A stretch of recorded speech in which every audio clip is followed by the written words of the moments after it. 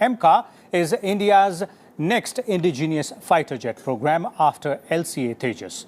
Aeronautical Development Agency of DRDO and Indian Air Force are working together on this project by building on the capabilities and expertise developed during the development of light combat aircraft, that is LCA Tejas.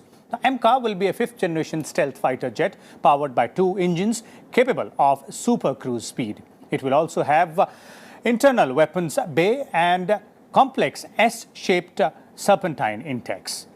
First flight of AMCA fighter jet is expected to happen by 2032. For more on this, we're joined by a distinguished panel of guests today in the studio. And let me start by introducing these guests to you, beginning with retired Air Vice Marshal P.K. Srivastava, our defense expert. And we also have with us Dr. W. Selvamoorthy, former Chief Controller R&D from DRDO, and Mr. Ajay Banerjee, the defense correspondent of Tribune. Let me first come to you, AVM Srivastava, and let's put things in perspective for our viewers. We're talking about the advanced medium combat aircraft. One, what exactly do we mean by this? Is it a stealth aircraft? Is it an FGFA? What are we trying to convey here? So, I think Vishal, you're right in both ways. It's a stealth aircraft, also it's a fifth generation aircraft. So that way it is a very big leap forward. I'll call it a quantum leap forward. And our expectation from AMCA is that what the year you talked about is the year of destiny for the Indian Air Force. As we have worked out in many, many ways, by then our upgraded aircraft would retire. And Air Force would be needing, if no inductions take place, because our retirement rate is faster than the induction rate, we'll be at a level where we need another 400 aircraft to come in. So I expect MMRCA 2.0 version will give us 114, and we'll be having an inventory which will be primarily of Su-30 MKI, MMRCA 2.0, and the Rafale, which we are taking. Sorry. Yeah. So how do you fill in the gap? You got LCS coming in. For that, production has started, and we have our kind of comments on the rate of production, which we have discussed on many other programs, on your program several times. And the work on Mark II version is also beginning. Mark II is going on. So now AMCA, when it comes in, it's a boon and bane both. Boon in the sense, I see this as a kind of thing which will really set up the defense, aerospace defense industry which we want to be set up in the country. Bane, because I do not know whether by that time we'll be ready or not. But if you really ask me about my optimism, I'm optimistic about it, because this time our approach to the program is different. We are trying to now, connect with major players in aerospace domain like L&T, like TSL, like Reliance, like Godrej, right from the beginning. And this program is also a modular approach. That means I give one module to one of these players or the HL, and they work independently. Then HL does the integration. Also behind us, we have a learning of 30 years. I don't call it delay in LCA, whatever we have learned. It's a learning of 30 years, which is now available and spread in the system within the Indian industry. And developing on those capacities. And I need to just dovetail my fifth generation features or technologies. Now, that's not a small thing. As rightly, any skeptics who are there, I'll honor them too, because when you want to create an aircraft of this stature, which is very low observable or low observable, and which can fight the wars we are talking about of 2040, 2050, it'll be a different war game. You'll be fighting a war which is drone infested, which is air defense infested, where even a very low observable aircraft will be visible through either the satellite imagery or other things. So taking all that into consideration, I agree, this project has a great challenge ahead. And as we go discuss or debate our things forward, what are the basic points that I can bring out? Okay, let me bring in Dr. Selvamoorthy here on two aspects, Dr. Selvamoorthy, since you've been with the DRDO and heading the R&D division as well. One is, what kind of technologies are required to develop aircraft like AMCA, a fifth generation stealth aircraft, and where are we right now as in terms of our achievements and as the learning curve, as AVM Srivastava was pointing out from LCA Tejas? We have a lot to learn. India must be very proud that today we have developed considerable indigenous capabilities in terms of developing aeronautic devices, including the 4th generation fighter aircraft, light combat aircraft Tejas. So we have come a long way, India has come a long way, and over the past 30 years or 40 years, now India has developed a very high level of capabilities, not only to develop this, an engine, a gas turbine engine, which we have reached considerable capability. Similarly for radars, which go into the Air Force application to fit into, including AMCA, that we need radars. Because you can classify the defense technologies into first sense what the enemy is doing, deny their sensing on us, our capability, whether it's the AMCA or any other systems. Then we must also reach the target as early as possible. So you need technologies to reach. One of them is the propulsion and reach through AMCA. Then you destroy. You need armaments, weapons. So now taking that as the gamut of technologies which is required for any defense technology. Now AMCA, Advanced Medium Combat Aircraft, is, as it shows, it's advanced. So we are looking at 5th generation fighter aircraft, whereas India has developed a 4th generation light combat aircraft Tejas. So now with that tacit knowledge, we are moving ahead into advanced medium combat aircraft, which is 5th generation, where first you need to sense what the enemy is, where's the target. So you need radar, sensors, sensor technology. So this advanced medium combat aircraft has a multi-role. It can do many roles, not like only deep strike. It can go into bombing, it can go into specific strikes. So it has a multi-role. And so that is one capability we should say, that it can play multiple role. It can be used by Air Force, it can also be used by Navy. So it has a multi-role aircraft. And in the sensor, an advanced radar, which is known as the AESA, Active Electronically Scanning Array Radar. So this will give a situational awareness, because this is moving at supersonic speed. The AMCA will move at a speed of close to about 2 Mach speed.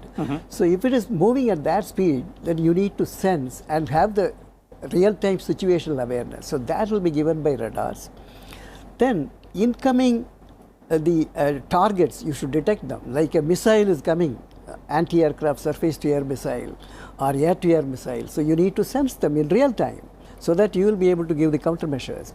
Then you may have radar signals, so you have to blunt the radars so that you are not seen by the enemy. The stealth feature. Stealth features. So you need to block that. So you need first a very strong sensor which will go into AMCA, so that you have the situational awareness. Okay. Then after that you need the speed to reach the target. So that is where this is supersonic speed. AMCA will give that. Maximum is 2.3 Mach is the maximum speed, but on an average at cruise it will have about 1.6 to 1.8 Mach speed. So that speed you need to get them by the engine. So you need the heart of that is engine for propulsion. And it will be powered by 2 such engines. That's right. So now the Kaveri engine K9 and K10, which is indigenously developed, but it has reached only certain level of thrust which is required to propel this. So we are now developing the 3D thrust system, which will give that 110 to 125 the kilonewton thrust, which you need to carry the payload as well as the fuel, which will also be a payload. So you need that propulsion to carry that load. That is why it's known as medium combat. Light will be very light as well as highly maneuverable. Here it is maneuverable, but then it can carry a higher payload. So you need that propulsion. Then after you have reached them, you need armament. So we are looking at the technologies like guns. We are looking at 20 millimeter gun, cannon to go in. And also we are looking at missiles to be integrated. Can we integrate BrahMos? Because now BrahMos is getting integrated into Sukhoi. So can it be integrated here? So we look at the indigenous armaments as well to go into the system. Okay. So these are some advanced, and stealth is very important.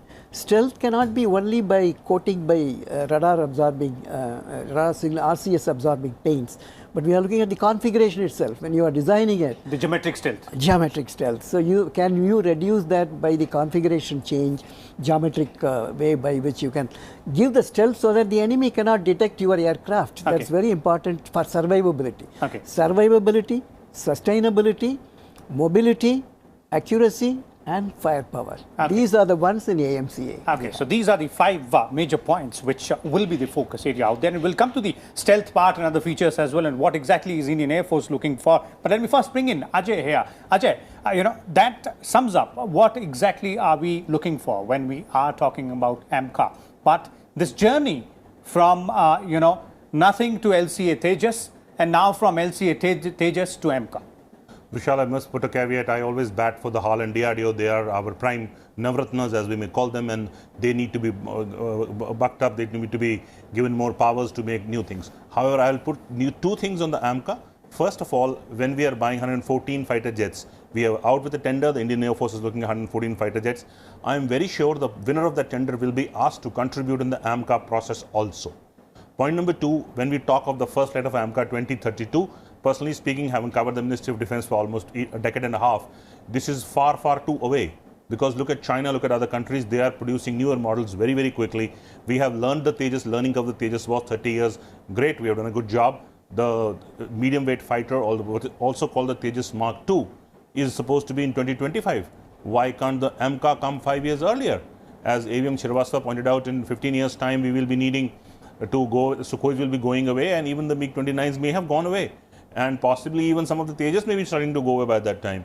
So we need a fighter probably in 5-7 years' time, because the world will not wait for us to progress. We have to progress at the pace of the world. What we are trying, that we are progressing, okay, slowly, great, we have done it. But now we need speed. Speed is prime importance in this, because 2032, when you take the first flight, that means the plane cannot be inducted till 2037. That is almost 2 decades away. And from 2032, let me explain to our viewers, it will take around 5 years for testing, weapon testing, Air Force will validate it, there will be initial operation clearance, there will be a final operation clearance. It will be 5 years' time by the time the first cordon is raised. That is 2037 minimum. Okay. So that is 18-19 years away, Vishal. The world is not going to wait for us. Okay. I believe sincerely that Mr. Modi should look at this personally and crack the whip and advance the timelines by at least 10 years. Okay. Let the first flight take place in 2025. Okay. As always, AVM Srivastava, both of you have been on quite a number of panels, and Ajay is quite specific on the timelines out there. Clearly, he is right in several aspects.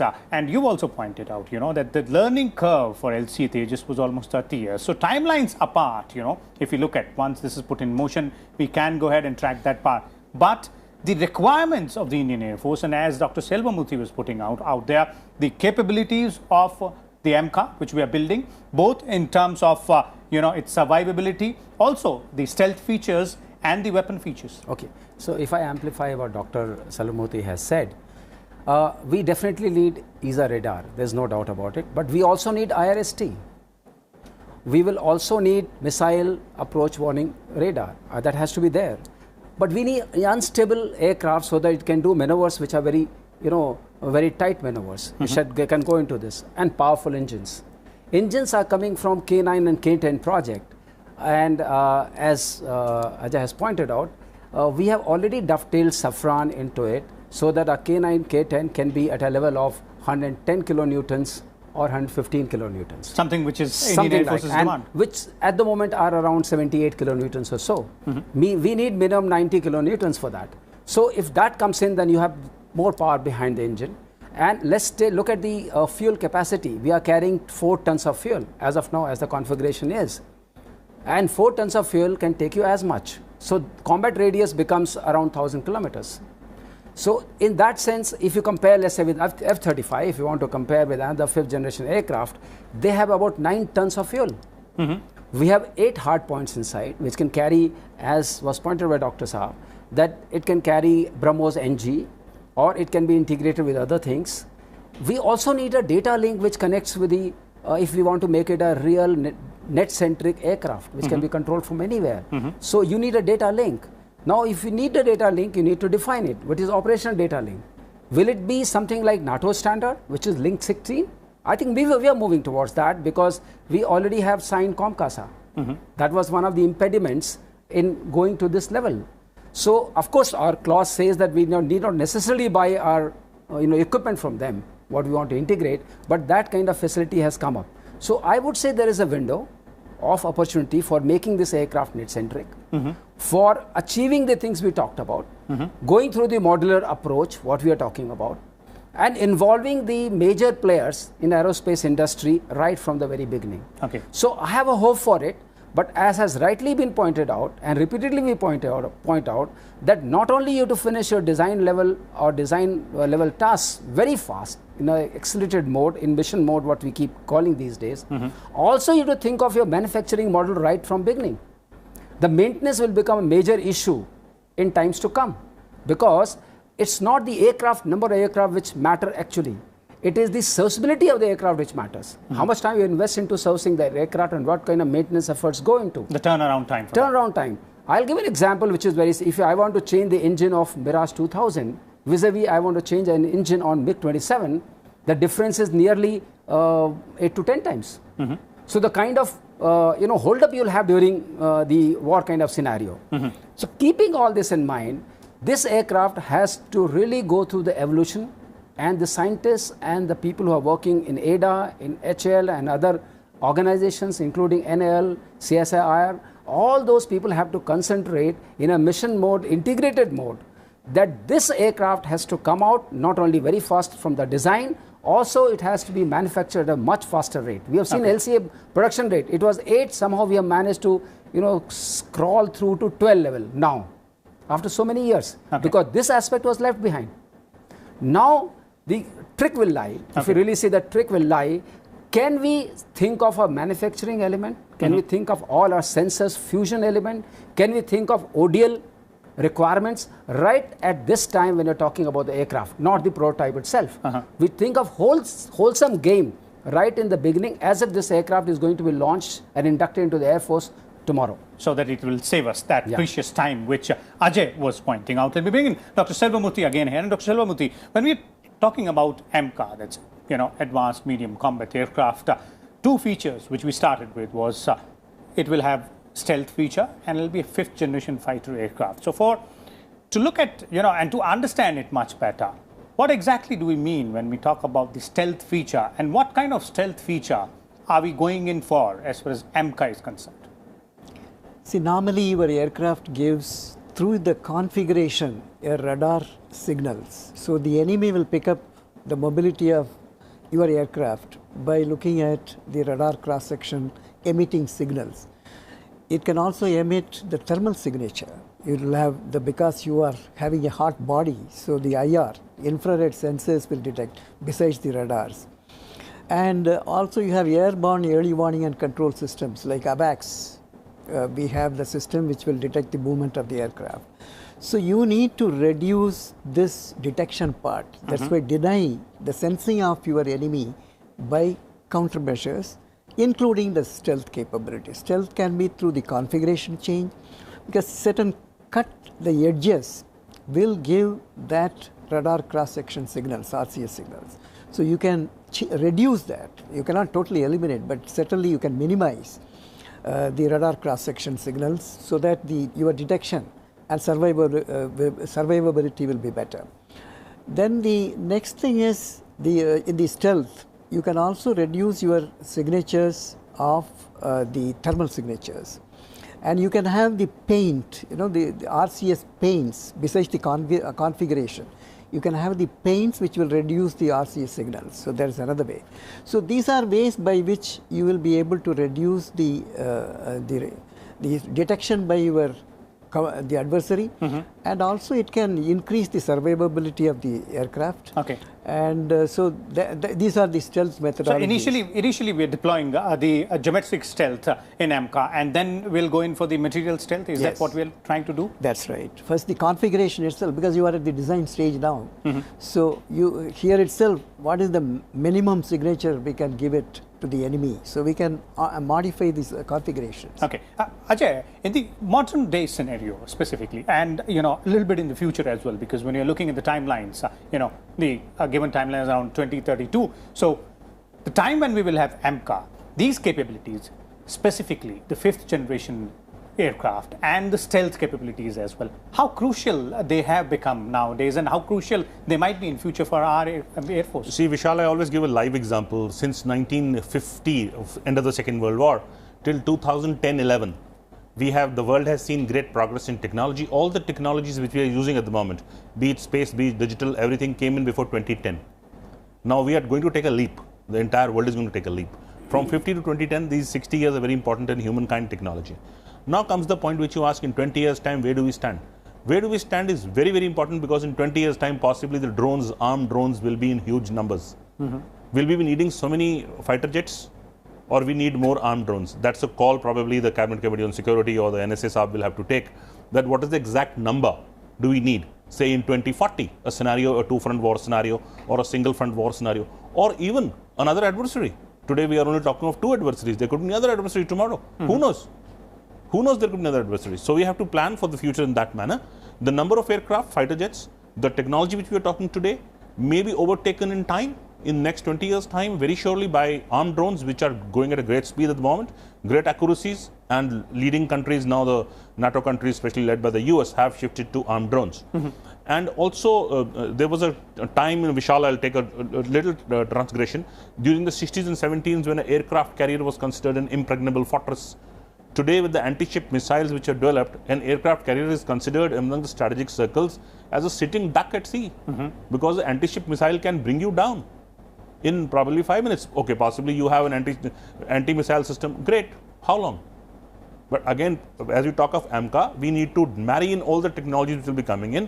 One of the key technologies will be armed drones, fighter jets, surveillance satellites, low-flying drones, and possibly better sensors, which will give a better picture to the controllers in ground and also the pilot in the air. Okay. Will the pilot need to fire a missile from his jet, or do we fire from the ground? We are buying S-400 missiles for 40,000 crores. Possibly they are for use to hit at enemy aircraft only. So do we need to fly a fighter jet to hit an enemy aircraft, like Wing Commander Abhinandan did, or possibly it will be launched from the ground? Time will only tell, Vishal. Okay, so we will have to keep on building on our capabilities as we move along. Before we bring this to an end, concluding comments from you, A.V.M. Srivastava and Dr. Murthy as well, on the overall picture here, and how do you sum up the AMCA project and the way it is moving ahead?